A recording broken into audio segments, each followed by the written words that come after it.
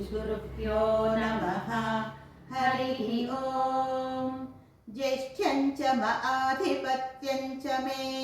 ज्येष्ठं च आधिपत्यं च मे, ज्येष्ठं च आधिपत्यं च मे, मन्यश्च मे भामश्च मे, मन्युश्च मे भामश्च मे, मन्युश्च मे भामश्च मे, अमश्च मे भश्च मे, अमश्च मे भश्च मे, अमश्च मे भश्च मे, जेमा च मे महिमा च मे, जेमा च मे महिमा च मे, जेमा च मे महिमा च मे, वरिमा च मे प्रतिमा च मे, वरिमा च मे प्रतिमा च मे, वरिमा च मे प्रतिमा च मे, वर्ष्मा च मे द्राघुया च मे, वर्ष्मा च मे द्राघुया च मे, वर्ष्मा च मे द्राघुया च मे, वृद्धं च मे वृद्धिश्च मे, वृद्धं च मे वृद्धिश्च मे, वृद्धं च मे वृद्धिश्च मे, सत्यं च मे श्रद्धा च मे, सत्यं च मे श्रद्धा च मे, सत्यं च मे श्रद्धा च मे, जगच्च मे धनं च मे, जगच्च मे धनं च मे, जगच्च मे धनं च मे, वशश्च मे द्विषश्च मे, वशश्च मे द्विषिश्च मे,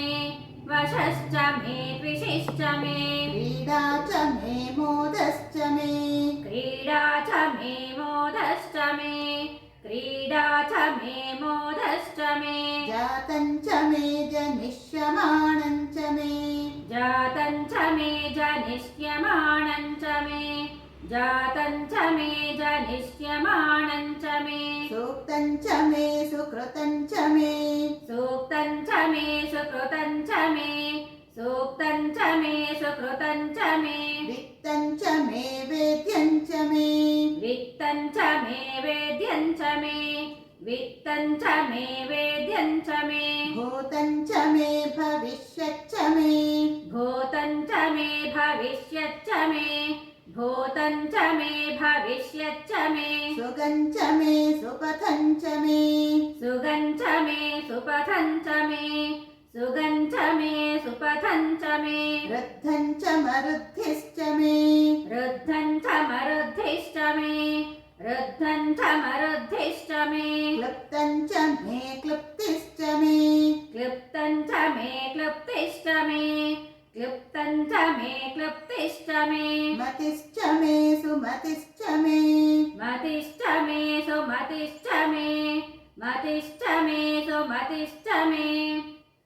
ज्येष्ठं च आधिपत्यं च मे, मन्युश्च मे भामश्च मे भश्च मे भश्च मे,